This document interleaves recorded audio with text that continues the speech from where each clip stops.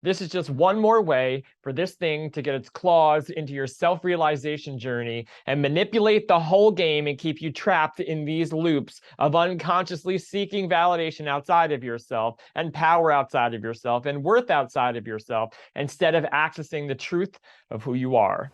Today, I'm going to dive in with you to the spiritual ego. We're going to pull the wool over its eyes, and we're going to talk about two ways that you can not only notice if spiritual ego is coming in and manipulating you in any way, shape, or form, but also one very powerful way to help us overcome the spiritual ego and continue on our self-realization journey so we can live a little bit more powerfully from within.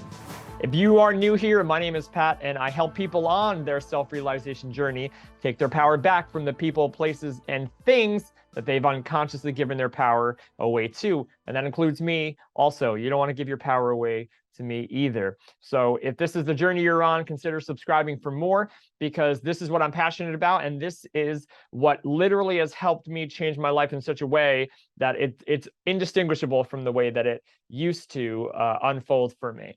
So we are all familiar with, in one way, shape, or form, probably if you're listening to content like this, what the ego is. The ego is that thing that kind of has pulled the wool over your eyes of who you truly are and causes you to think that you're a character in the game that needs things in order to feel and be okay. It needs validation from others in order to feel valuable. It needs things and possessions and a lot of money in order to feel worthy enough to even talk to some people sometimes.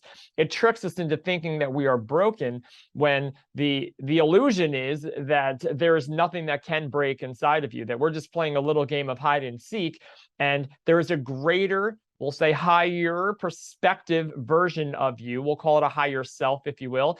And that self is looking to actualize itself through you, the experiencer of the process. So we have the potential to either identify as an ego character, insert your name here, and live in fear and separation and live in lack and victim mode, believing that we're just a little character in the game and everything is happening to us.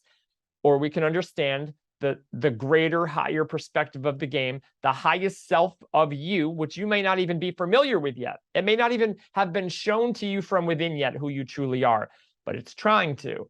You are trying to reveal yourself back to you through the experiences, and you have an inner GPS system that tells you when you're on track or off track, not good or bad, right or wrong, just on track or off track. You're figuring out all of who you are not in the world, and that seems like you're on the wrong path, but all of the wrong path is leading you back to the path where you fully know and realize yourself. That's the game we're playing. So why is this so important, and what are we talking about with the spiritual ego? How is that any different than the ego that led me to such chaos and turmoil and disarray in my life? There's the thing, and again, I speak from my own journey personally, from what I went through and how I noticed this starting to happen. I was, of course, as all of us do, going out and trying to find answers. And I was reading books, and I was reading so many books, and I was studying different people and different teachers, and just all of this information and content overload constantly over and over and over, bombarding me. And I would notice when I would get really, really, really stuck, I would dive into my spiritual books and I would try to find the answer. And what I also noticed is, it would say that if you are feeling good and if you are in alignment and you are connected and manifesting your life from the highest version of yourself, then you're doing good. But if you are in the shadows, or if you're feeling disconnected or low vibrational, or all of these buzzwords that kind of came into the ether to give us another measuring stick as to whether we're being good or not, or doing it right or not, or whether we're worthy or valid, or our highest self-realization, or whether we're living in lack and victim mode, like it just created another judgment scale for us to walk through. So the spiritual ego is that thing that also judges or labels you as being something. Again, the ego is just a bunch of labels and identification to things it believes we either are or things that it feels is outside of us. It's just a separation game. So it uses judgment as a separation. So if you're walking through the spiritual journey towards self-realization of who you truly are, and you feel that because you know so much, or because you have generated so much information and data and content through this journey that you're now using this spiritual lingo to make yourself feel not spiritual or shame you or judge you for not doing a good job, know that it's just another aspect of ego that's trying to take control of your awareness and your experience. Your energy and attention is the most valuable thing you have. And the experiencer of this game through that energy and attention is what is looking to be revealed here. And there are no words to describe it. There are no labels to describe it. There's nothing that can define the essence of who you truly are. But the ego will continue to try to do that because it needs to be defined. The ego needs to be defined.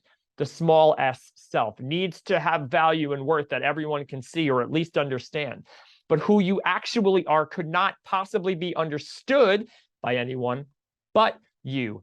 The interesting thing is, and this is what I wanted to share, the tip, if I could call it that, is that since there are no words to define or describe who you are, you will never be able to realize the truth and power of who you are by trying to research the words to describe you. It's not going to exist in the material. Everything is just pointing to it. It's trying, everyone, myself included, we're just trying to point to it. But it comes to you and is revealed to you from within when you let go of it being something that you can learn, or being something that you can have access to in a book or from listening to a podcast or a YouTube video. It comes when you let go of that and realize that it is just an interconnection and conversation without words from within. And when you feel that and realize that, oh boy, there's no word to describe what this is.